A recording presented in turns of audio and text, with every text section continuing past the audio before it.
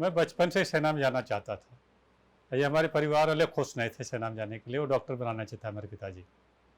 मैं 1990 में भर्ती हुआ था और सीधा हमारी पोस्टिंग कश्मीर में ही थी और ज़्यादातर नौकरी हमारे कश्मीर में ऑपरेशन रक्षक, और उसके बाद हैदराबाद, पिथौरागढ़, रानीखेत, दिल्ली, राजस्थान, बाड़मेर, जैसलमेर, इस एरिया में हमने रहा। असम, मिजोरम, मणिपुर में भी रहा। और हैदराबाद से सीधे हमारी पोस्टिंग कश्मीर में हुई, तो जो कारगिल के लिए हुई। और कारगिल एक ऐसा युद्ध था जो कि आप अपने आप में बहुत निराला था। ऐसा युद्ध कभी लड़ा नहीं गया था विश्व में, ऐसा युद्ध कभी नहीं लड़ा गया था। और अपनी सेना थी जो अदम्य साहस का परिचय देते हुए दुश्मनों को परास्त करके अपना झंडा परचम लहराया। हमने कारगिल में और 22 घंटे के थे, कईयों घुसपैठियों को हमने ललकारा और उनको मारा भी, और कई पोस्ट खाली कराया हमने। जैसे यलडोरा का था, जुबार हिल थी और मसखो घाटी थी। इन घाटियों को हमने खाली कराया और जाकर कारगिल में मैं घायल हुआ था। और उस समय गोलियों की बौछार चल रही थी हमारी सेना के ऊपर, आमने सामने एक रही थी, 20-25 मीटर की दूरी थी। कभी हाथापाई चल रही थी, कभी बैन फाइटिंग चल रही थी, लेकिन उसमें भी हमारी सेना ने उपलब्धि हासिल की और दुश्मनों को मार भगाया वहाँ से। वो पहाड़ी चढ़ते हुए हमारे साथ 10 थे, 10 बंदे थे हमारे साथ, और वे नए रिक्रूट ही थे ज़्यादातर। एक हौलदार, एक सूबेदार थे हमारे साथ, जिसमें 10 जवान शहीद हुए थे। अब बिल्कुल टॉप पर पहुँच चुके थे हम कारगिल के जुबार हिल पर। और जुबार हिल पर जिस पहुँचे थे उस समय हमें लगा कि हम जीत चुके हैं, मगर लड़ाई लड़े। लेकिन थोड़ी समय में थोड़ी सी ढिलाई हमारी भी थी, क्योंकि पहाड़ी चढ़ने के बाद शिथिल हो चुके थे, थक चुके थे। उस पर काउंटर अटैक हुआ पाकिस्तान का। काउंटर अटैक होने के बाद हमारी सेना फिर जोश आई और लड़ाई लड़ती रही। लड़ाई लड़ने के बाद हमारे 10 जवान शहीद हुए और उसमें कईयों ने घायल किया। 40 की टुकड़ी में 25 लोग पहुंच पाए थे वहाँ। 25 में से अब पूरे के पूरे घायल थे और 10 जो है कैजुअल्टी हुई थी और बाकी घायल थे। और उसमें हमें शुरुआती दौर में तो नहीं लगी, बाद में कुछ ऐसा टास्क मिला हमें। उस समय हमारे मनोज पांडे जो 111 GR के थे, हमारे गाइड मांगे थे। 111 GR के गाइड हमारे मांगे थे। उनको गाइड जुबैर और रिजवान को हमने दिया। वो गाइड करने के बाद वो भी शहीद हुए, मनोज पांडे भी शहीद हुए।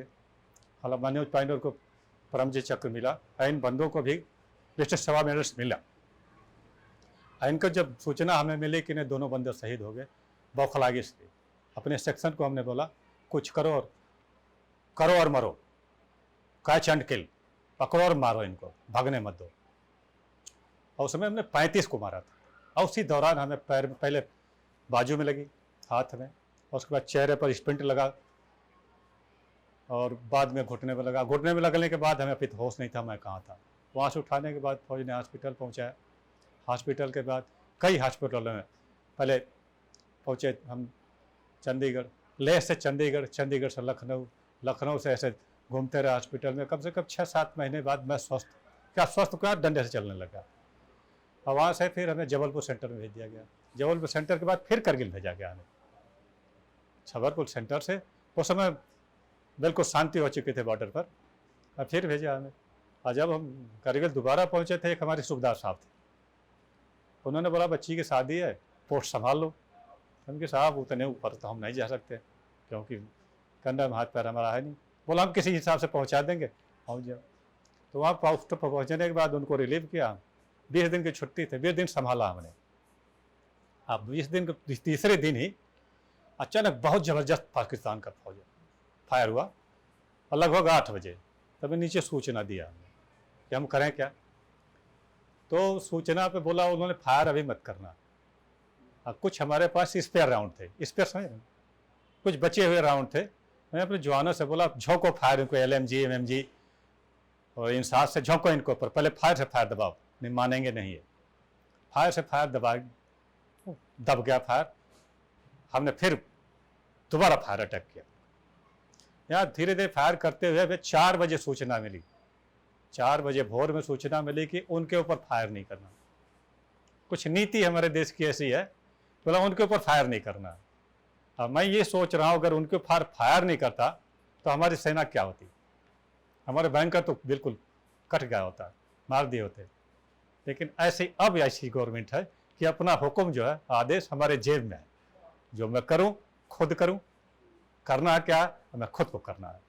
नौ बिहान मिशन एक ट्रस्ट ऐसा है जो सहयोगी है, जो कुछ ऐसे बंदे हैं जो शादी है, ब्याह है, पढ़ाई लिखाई जो बंदों का है, उनके लिए सहयोग कर रहा है, यानी कि उच्च बुजुर्ग, उनका भविष्य के लिए अच्छी चीज़ है, उनके भविष्य सुधार रहे हैं, उनके बारे में सुधार रहे हैं, उनका परिवार सुधार रहे हैं। यानी एक मिशन अच्छा है नौ बिहान, बहुत बढ़िया मिशन है। भगवान करे कि ये दिन दुना रात चल रहा है, पूरे देश में विस्तृत हो, क्योंकि ऐसे ही मिशन की जरूरत हमारे देश के लिए है। हमें ये भय लगा कि नौ बिहान ने हमें कहीं से ढूंढा, कभी हमें ढूंढने के लिए क्या 26 जनवरी 15 अगस्त या 26 जुलाई को ही ढूंढते हैं हमें, लेकिन नौ बिहान ऐसे स्थिति में ढूंढा कि कोई ढूंढा नहीं, लेकिन ढूंढने के बाद हमें सम्मानित किया, वो विजय के नाम से सम्मानित किया हमें।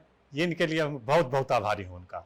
बहुत बढ़िया प्रोग्राम था इनका, अच्छे लोगों को ढूंढा, कोई डॉक्टर पर्सन थे, कोई सफाई वाले थे, कोई शिक्षक थे, सेना के थे, यानी ऐसे ऐसे मिशन थे जो जुड़े थे। बहुत अच्छा लगा हमें इस मिशन से जुड़ करके, हमें बहुत अच्छा लगा। बहुत बहुत बधाई इस मिशन को।